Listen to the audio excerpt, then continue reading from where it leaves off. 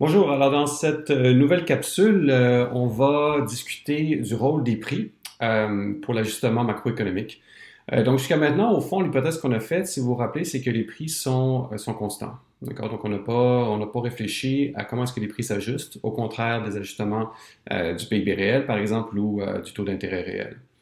Donc, c'est le but de cette capsule et d'ailleurs des prochaines après ça, c'est de vraiment un peu mieux comprendre comment est-ce que les prix s'ajustent à travers le cycle et quel est leur rôle justement pour permettre l'ajustement des économies. Donc, si on se rappelle la situation qu'on avait considérée la dernière fois, donc on l'avait fait dans le contexte de la grande récession, mais évidemment, ça peut fonctionner dans la plupart des récessions qu'on dirait standards, c'est-à-dire des récessions qui sont causées par des facteurs de demande. Donc, dans cette situation, on était parti donc d'une économie, dans ce cas-ci l'économie américaine en 2007, qui était à son potentiel. Donc, je ne l'ai pas inscrit ici, mais au fond, on peut penser à la ligne pointillée comme correspondant au potentiel de l'économie américaine. Donc, ça se retrouve, l'économie à ce moment-là est à ce potentiel. Comment est-ce qu'on le sait? Parce que les courbes IS et LM se rencontrent exactement à ce point. Et en bas, on a le graphique du modèle ADAS qu'on avait aussi dérivé ensemble. Et encore une fois, là, on voit que l'équilibre, c'est-à-dire le point où la courbe AD et la courbe FPAS se rejoignent, est exactement à ce même niveau Y que dans le modèle ISLM. Ça ne devrait pas être surprenant. Comme je l'avais déjà dit, ces deux modèles sont équivalents dans le contexte ici. Donc, la récession frappe à la fin 2007, 2008 et 2009. Donc, qu'est-ce que ça veut dire? Bon, évidemment, une chute, le choc origine au niveau du secteur immobilier américain, avec une chute très importante des prix des maisons, surtout dans certains marchés. Et cette chute du prix des maisons entraîne une chute de la richesse du point de vue des ménages. Pour les ménages américains, comme les ménages dans beaucoup d'autres pays, l'immobilier est la principale forme de richesse. Au-delà de ça, évidemment, avec les nouvelles qui s'accumulent, les mauvaises nouvelles qui s'accumulent, on a une vague de pessimisme pour les entreprises, difficulté d'accéder au crédit, et ainsi de suite, et ainsi de suite. Tous des éléments du choc dont on avait discuté ensemble la dernière fois. Donc, comment est-ce qu'on avait représenté ce choc dans ces deux modèles? Dans le modèle ISLM, ça s'était représenté par un déplacement vers la gauche de la courbe IS, de IS donc à IS'. Et dans le modèle ADAS, cela correspondait à un déplacement de la courbe AD'. D'accord? Donc, on avait fait ça ensemble. Et donc, dans les deux cas, ce qu'on voit, c'est qu'on a une économie maintenant qui se déplace, qui entre en fait dans une récession, puisque son niveau de PIB réel chute. Quelques petites choses à remarquer ici. Encore une fois, on voit que le taux d'intérêt réel chute durant cette période-là. On discutera plus tard des politiques monétaires qui peuvent évidemment être utilisées dans ce contexte. Et aussi au niveau du modèle ADAS, ce qu'on voit, c'est que le niveau des prix en fait est constant. D'accord? Donc on ne permet pas ici au niveau des prix de s'ajuster. Donc, c'est quelque chose qu'on va discuter un petit peu plus pour comprendre. Donc, la courbe FPS, si vous vous rappelez, correspond à ce qu'on appelle en anglais la Fixed Price Aggregate Supply, ou l'offre agrégée à prix fixe. Et donc, ici, l'hypothèse sous-jacente est que les prix ne s'ajustent pas. Maintenant, la question à laquelle on va s'intéresser maintenant, c'est de comprendre un peu comment est-ce que, disons qu'il n'y aurait pas de politique mise en place, d'accord, et qu'on laissait l'économie, suite à ce choc, évoluer d'elle-même.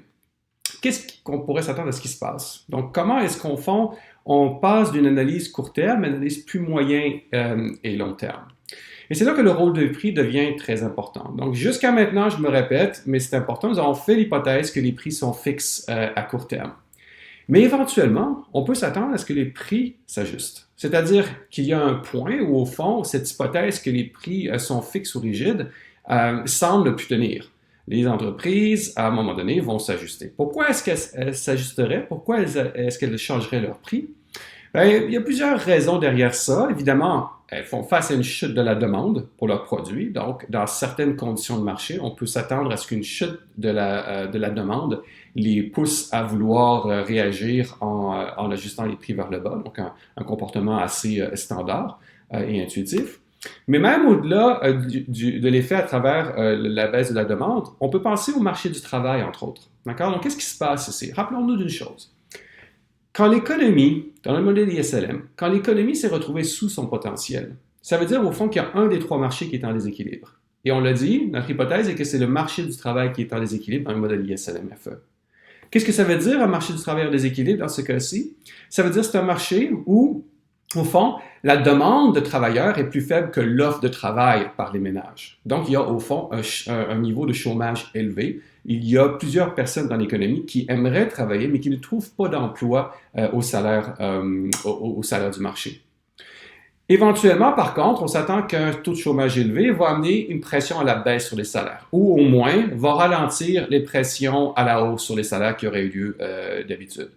Donc, avec une pression à la baisse sur les salaires en raison d'un marché du travail qui souffre, on va avoir, du point de vue des entreprises, des coûts d'opération qui baissent maintenant. Au fond, le coût marginal de produire, étant donné que nos employés coûtent moins cher, si vous voulez, le coût d'opération est plus faible et ça amène des entreprises qui sont en compétition pour une demande qui est relativement faible aussi, à baisser leurs prix suite à la baisse des coûts. Maintenant, la question, c'est quel est l'impact d'un tel ajustement des prix, vers le bas dans ce cas-ci, dans le modèle ISLMFE. Donc, c'est ce vers quoi on se tourne maintenant. Donc, vraiment, l'idée ici, c'est on rentre en récession. Il est possible, en effet, que les prix à court terme demeurent fixes, soient pas vraiment ajustés. Mais éventuellement, ils vont s'ajuster. Et comment est-ce qu'on pense qu'ils vont s'ajuster? Probablement vers le bas. Pourquoi vers le bas? Parce qu'on a une situation où le marché du travail est en déséquilibre, l'économie est sous son potentiel, et ça va pousser les entreprises à baisser leurs prix. Okay? Du moins relativement au niveau des prix qui auraient prévalu s'il n'y avait pas eu de récession. Donc maintenant, dans le modèle ISLMFE, portons attention à ce graphique ici, et là, c'est très important qu'on s'y attarde parce que les deux prochaines diapos seront assez importantes ici. Donc, encore une fois, on a cette hypothèse que les prix éventuellement vont baisser. Ce que vous avez à l'écran ici, c'est une situation où l'économie est en dessous de son potentiel. Hein, c'est exactement pourquoi Y1 est en bas de Y-pot sur le graphique de droite. Et sur le graphique de gauche, j'ai quoi? J'ai le marché de la monnaie. Et pourquoi est-ce que j'ai le marché de la monnaie? Pourquoi avoir choisi ce marché? La raison est que le niveau des prix entre en jeu dans le modèle ISLMFE à travers le marché de la monnaie. Les prix n'apparaissent pas dans le marché de l'épargne et l'investissement, c'est un marché qui est purement réel, ainsi que le marché du travail, qui est aussi réel. Donc ici, on a un rôle pour les prix, et où est-ce qu'on voit les prix entrer en jeu? On les voit dans l'offre de monnaie, au fond. Si vous vous rappelez, dans notre graphique, on l'a écrit comme étant l'offre de monnaie réelle, c'est-à-dire divisé par le niveau des prix, qui est au départ au niveau P1. Donc ça, c'est au moment où la récession a déjà frappé, on est en dessous de notre potentiel, le niveau des prix est à P1. Donc, qu'est-ce qui se passe? Ben, si les prix baissent, comme le niveau des prix est au dénominateur de l'offre réelle, ce qui va se passer, c'est que si les prix baissent, on s'attend à ce que l'offre réelle de monnaie va augmenter, toute autre chose étant égale par ailleurs. Donc, graphiquement, ce que ça veut dire, c'est que ma courbe MS sur P va se déplacer vers la droite, donc vous l'avez ici en bleu. Et qu'est-ce que ça veut dire, un déplacement de la courbe MS sur P vers la droite? Ben, ça veut dire, dans le graphique ISLM, ça veut dire au fond qu'il va y avoir un déplacement vers la droite de la courbe LM. Okay? Et là, vous remarquez qu'est-ce que j'ai ici? J'ai donc un nouvel équilibre à droite, d'accord? Commençons par le modèle ISLMFE. J'ai un nouvel équilibre à droite où j'ai au croisement de LM et IS. Et remarquez que j'ai dessiné tout ça de manière à ce que le croisement se fasse où? Exactement au potentiel. Au fond, pensez-y comme ça c'est l'ajustement après beaucoup de temps, une fois que tous les prix se sont ajustés et l'économie est de retour à son potentiel. Les prix au fond, on peut s'attendre, vont continuer à s'ajuster tant et aussi longtemps que le marché du travail n'est pas en équilibre, donc tant et aussi longtemps que l'économie n'est pas de retour à son potentiel. Donc tout a l'air beau, n'est-ce pas? Pourtant, il y a un problème. Il y a un problème avec ce graphique. Et au fond, si vous le regardez de près, vous devriez remarquer quelque chose. Quand je passe de Y1 à Y-pot, j'ai au fond une augmentation de revenus. Mais cette augmentation de revenus, si on se rapporte au graphique de gauche, devrait avoir un impact sur le marché de la monnaie. Pourquoi est-ce que ça aura un impact sur le marché de la monnaie? À travers la demande de monnaie. Parce que la demande de monnaie dépend du revenu. Donc, on a au fond un problème ici. C'est-à-dire qu'on est sur la courbe LM à droite, donc on sait qu'on doit avoir un équilibre dans le marché de la monnaie à gauche, mais en même temps, on remarque que cet équilibre, c'est-à-dire la rencontre de ma demande de monnaie et de ma nouvelle offre de monnaie, ne peut pas être vraiment l'équilibre dans le marché de la monnaie. Pourquoi? Parce que ça correspond à un équilibre comme si le niveau de revenu n'avait pas changé et était toujours à Y1. Donc, au fond, cette analyse, même si intuitivement, conceptuellement, elle va dans la bonne direction, elle n'est pas exacte. Donc, à quoi est-ce que cela correspondrait exactement? Revenons au graphique de base. Donc, on est toujours, on est en équilibre, là, tout va bien, on est en équilibre dans le marché de la monnaie à gauche, on a tout croisement de IS et LM à droite, c'est bon, hein, parce qu'on est sur la courbe LM, donc on sait qu'on est en équilibre dans ce marché-là. Donc maintenant, j'ai un déplacement vers la droite, je recommence, j'ai un déplacement vers la droite de ma courbe d'offre de monnaie. Pourquoi? Parce que le niveau des prix a baissé. Okay? Donc, je l'ai déplacé vers la droite. Et qu'est-ce que ça veut dire dans mon marché, dans mon modèle de ISLM? Ça veut dire que ma courbe LM se déplace vers la droite. Et encore une fois, je l'ai fait de manière à ce que le croisement avec IS se fasse exactement à Y pot. Mais est-ce que au fond, R2, qui est au croisement de IS et LM, est un taux d'intérêt d'équilibre pour le marché de la monnaie à gauche? La réponse est non. Non. En fait, rappelez-vous, j'ai pas changé mon revenu à gauche. Donc, au fond, le taux d'intérêt d'équilibre dans le marché de la monnaie correspond au point sur la courbe LM sous l'hypothèse que mon revenu n'a pas changé. En fait, vous devriez voir plutôt Y1 que Y2 ici. Je suis désolé, c'est une erreur. C'est pas Y2 sur l'axe des X, c'est Y1.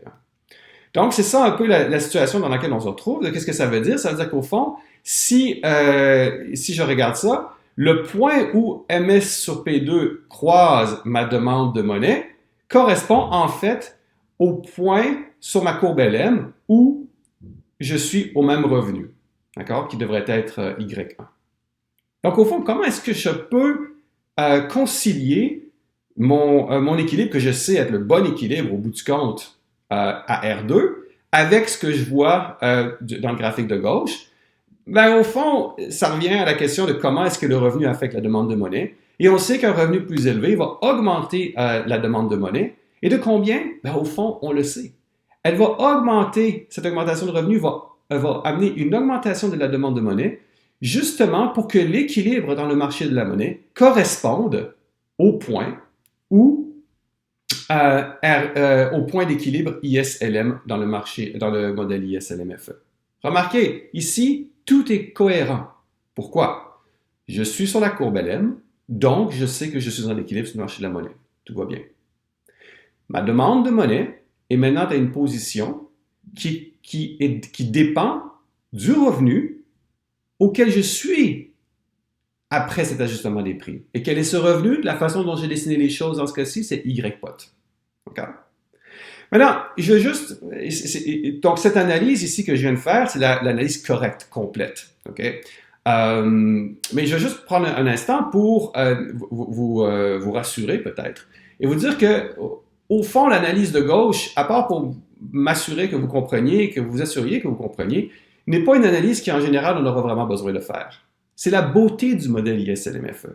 Au fond, la beauté du modèle ISLMFE, c'est que quand je dis un déplacement vers la droite de LM m'amène à un nouvel équilibre où IS croise LM, comme je suis sur LM, je sais que mon marché de la monnaie est en équilibre.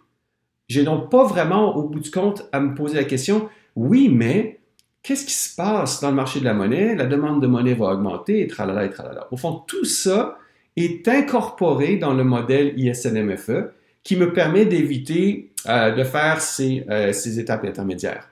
Pas pour compliquer les choses, mais juste vous faire remarquer un autre truc. Je pourrais avoir un autre graphique. Et cet autre graphique correspondrait au marché de l'épargne d'investissement. Est-ce qu'il se passe quelque chose dans le marché de l'épargne d'investissement? La réponse est oui. Qu'est-ce qui se passe? C'est que maintenant que je passe du revenu Y1 au revenu Y pot, j'ai une augmentation du revenu et une partie de ce revenu est épargnée. Donc, au fond, je vais avoir un déplacement vers de la droite de la courbe d'épargne, la courbe S dans mon modèle d'épargne d'investissement. Est-ce que c'est un problème?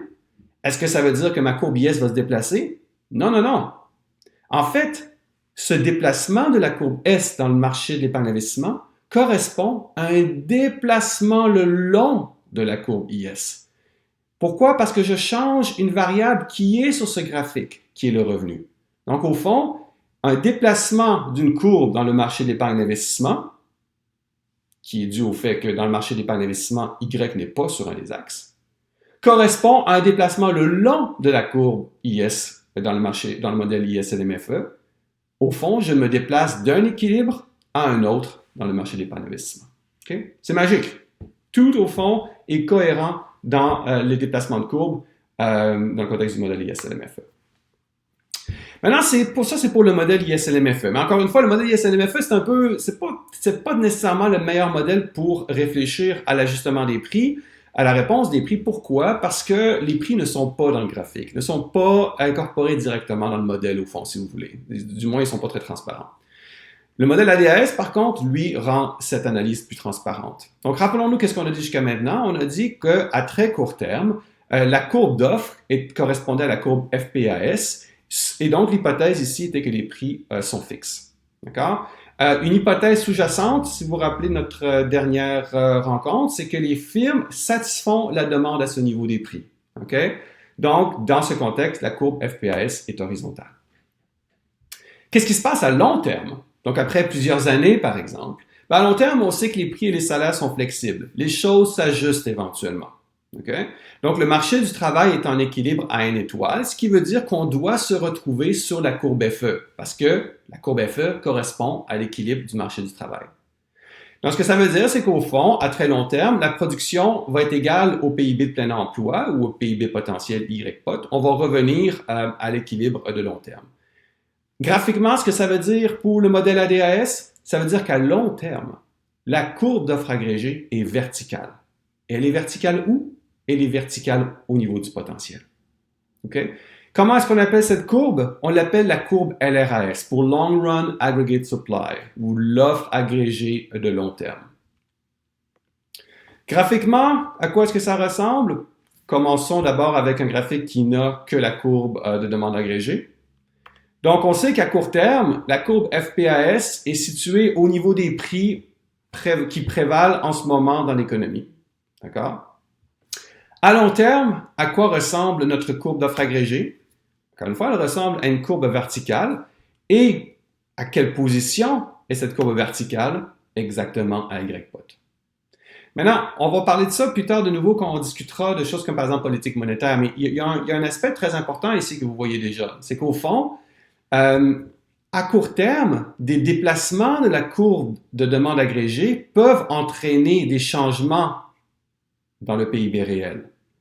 Par contre, ces modèles-ci nous disent qu'à long terme, on ne peut pas garder notre économie au-delà, par exemple, de son potentiel, au-dessus de son potentiel. À long terme, notre relation, si vous voulez, entre Y et P est donnée par la position de la courbe LRAS. Vous avez beau déplacer la courbe AD, tout ce que ça va faire à long terme, ça va avoir un impact sur les prix et aucun impact sur le PIB réel, qui lui est ancré à son niveau de potentiel.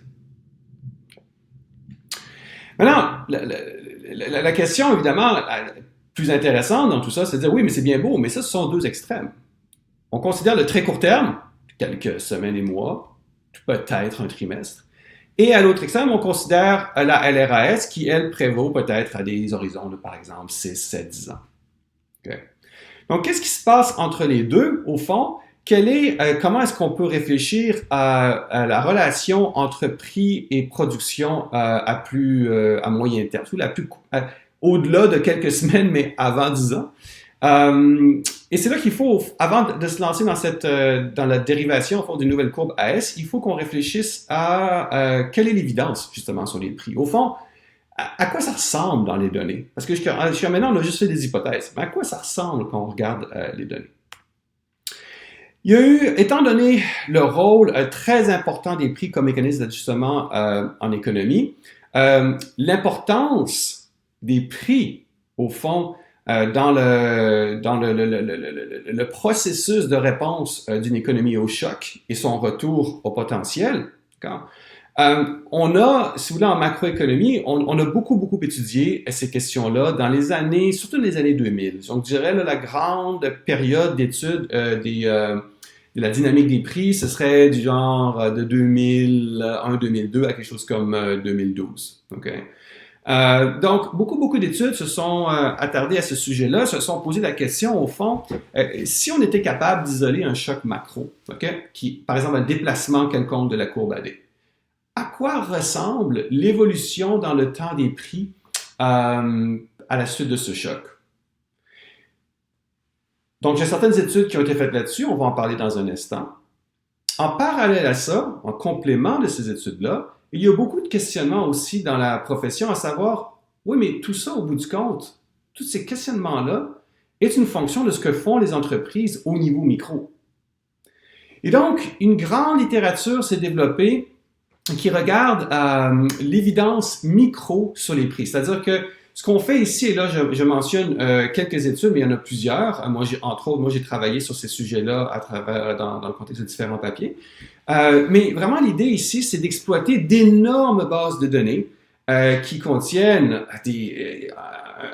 un nombre très impressionnant, croyez-moi, d'observations.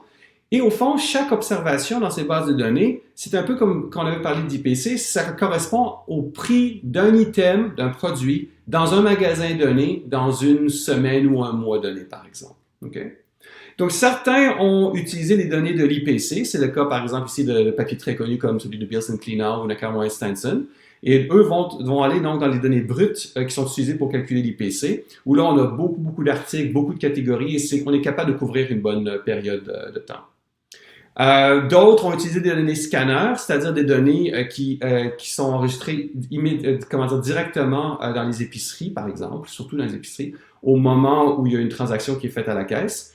Donc, il y a souvent plus d'observations. Les observations sont plus au niveau hebdomadaire ou journalier. Mais bon, en général, je dirais que les études se ressemblent pas mal en termes des résultats finaux, tout ça.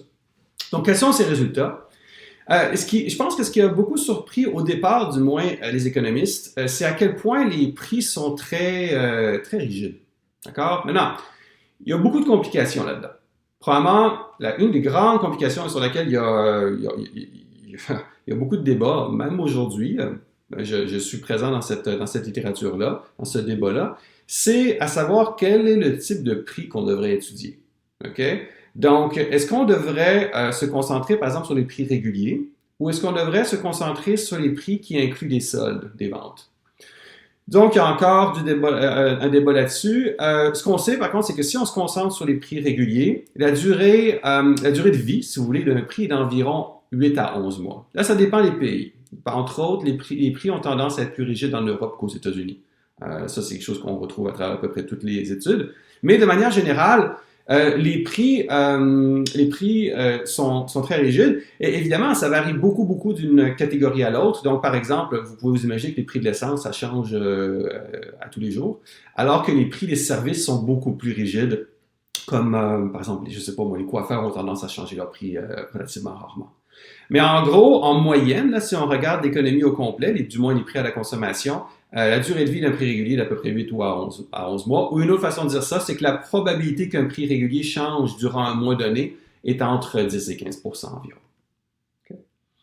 Maintenant, au niveau macro, c'est-à-dire, ça c'est l'évidence micro. Maintenant, au niveau macro, la grande question a été, quelle est la réaction des prix ou de l'inflation à la suite d'un choc macroéconomique? C'est une question très difficile en fait, c'est le genre de question qu'on aime beaucoup en macroéconomie, mais en même temps, c'est les questions qui amènent le plus de défis. Pourquoi? La première question, c'est quel choc macro qui t'intéresse? Il y a plein de types de chocs macro. Il y a des chocs pétroliers, il y a des chocs monétaires, il y a des chocs de richesse, comme on a vu ensemble, et ainsi de suite. Deuxièmement, comment est-ce qu'on identifie, comment est-ce qu'on isole le choc macro dans les données? On sait qu'à un moment donné dans le temps, il y a plein de choses qui se passent. Il n'y a probablement pas un seul choc macro qui frappe en même temps. Donc, comment est-ce qu'on est capable d'isoler au fond ce choc macro? Troisièmement, comment est-ce qu'on peut être certain que le mouvement qu'on observe dans le niveau des prix n'est pas en fait dû à d'autres types de chocs, qui n'est pas celui qui nous intéresse en tant que tel? Et finalement, les questions d'endogénéité et de causalité refont surface, comme très souvent. Est-ce qu'au fond, on a vraiment un effet causal du choc, même si on était capable d'identifier du choc vers les prix, ou est-ce que c'est la réaction des prix qui amène, au fond, un certain choc? Donc, c'est quelque chose aussi qui est relativement complexe. Beaucoup d'études ont été faites là-dessus dans les années, encore une fois, dans les années 2000. Là, c'est vraiment très fertile dans ce domaine-là. Et l'idée, ce sont des méthodes économétriques relativement poussées qui permettent justement, au fond, d'isoler un peu un choc de toutes les autres variables, de tous les autres événements qui pourraient se passer à ce moment-là. Et là je me concentre sur une étude, mais il y en a plein d'autres. En général, honnêtement, là-dessus, il y a pas mal de consensus par rapport aux résultats. Donc, cette étude-là est une des premières et il n'y a pas grand-chose de plus qu'on a à ajouter là-dessus. Ça a été vérifié dans plusieurs autres contextes. Donc, c'est une étude par Cristiano Eichenbaum et Evans, très, très, très connue, de 2005. Ce qu'ils font, au fond, c'est qu'ils isolent un choc qu'on appellerait un choc monétaire. On n'a pas parlé encore de politique monétaire, mais pensez-y comme étant une baisse du taux d'intérêt. Okay? Donc, ce que vous avez à droite ici, à l'écran, vous avez qu'ils isolent qu'il y a à la période, au fond, pensez-y à la période 1, le taux d'intérêt chute, d'accord? Et ils regardent l'évolution à travers le temps du taux d'intérêt. Mais ce qui les intéresse vraiment, c'est de comprendre comment, à la suite de ce choc, en isolement, comment réagissent les prix en général dans l'économie? Comment réagit l'inflation en général dans l'économie? Et voici ce qu'ils obtiennent. Ce qu'ils obtiennent, c'est qu'au fond, à la suite de ce choc, ça prend du temps avant que l'inflation réagisse vraiment. Remarquez que dans les... Ça, c'est des mois, hein, d'accord? Donc, non, pardon, excusez-moi. Ça, c'est ce sont des trimestres.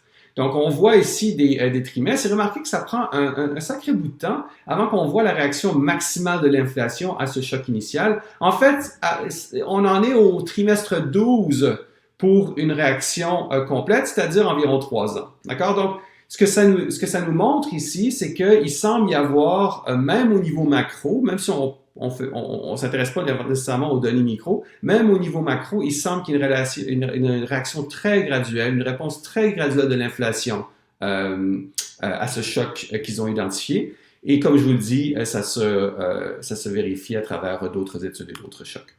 Okay? Donc, et là, on pourrait passer des heures à parler de ça, d'accord? C'est une littérature extrêmement riche. Mais si je devais faire un résumé de l'évidence empirique, on semble considérer que les prix sont plutôt rigides au niveau micro, d'accord? Ils changent pas très souvent, même si, évidemment, ça dépend beaucoup des catégories, mais dans un très grand nombre de catégories, on voit une rigidité impressionnante des prix. Remarquez que cette rigidité, en passant des prix, c'est dans un modèle, vous êtes des étudiants qui ont fait de l'économie avant, mais c'est surprenant, d'accord? Parce que, au fond, pensez-y, un modèle qui n'a pas vraiment de friction, un modèle où l'entreprise réoptimise à chaque période, par exemple à chaque semaine, les prix auxquels ils vendent leurs différents produits, on s'attendrait quasiment à ce que les prix changent en continu. L'entreprise est frappée par des chocs de demande. Tout d'un coup, les gens aiment plus ou moins leurs produits, ou je sais pas, au moins il y a un changement dans la température qui fait qu'on veut plus de bière. Ou il pourrait même y avoir des chocs qu'on appellerait plus des chocs d'offres, c'est-à-dire que, je sais pas, vous offrez une augmentation de salaire à vos employés, ben, ça fait augmenter votre coût de production, votre coût marginal, et on s'attendrait à ce que ça ait un impact sur vos prix. Et ce qu'on observe, c'est que même au niveau micro, on ne voit pas vraiment beaucoup de changements de prix en continu, sauf dans des cas très particuliers comme, entre autres, les stations de service. Au niveau macro, on observe une réaction graduelle des prix au choc macro. En fait, ce que je vous ai montré, c'est qu'à la suite d'un choc monétaire, ça prend 2 ou 3 ans avant que l'inflation ne réponde de manière significative. Ça nous amène à la prochaine question, au prochain sujet qui va faire l'objet d'une autre capsule vidéo. Ça nous amène à réaliser, au fond, comment est-ce qu'on modéliserait cette réalité? D'accord? Comment est-ce qu'on transmettrait cette réalité empirique en modèle qui nous permet après ça de faire de l'analyse? Entre autres, plus spécifiquement, quelles sont les implications de cette évidence empirique pour la courbe d'offres agrégées ou la courbe AS? Donc, c'est notre prochain sujet. Merci beaucoup.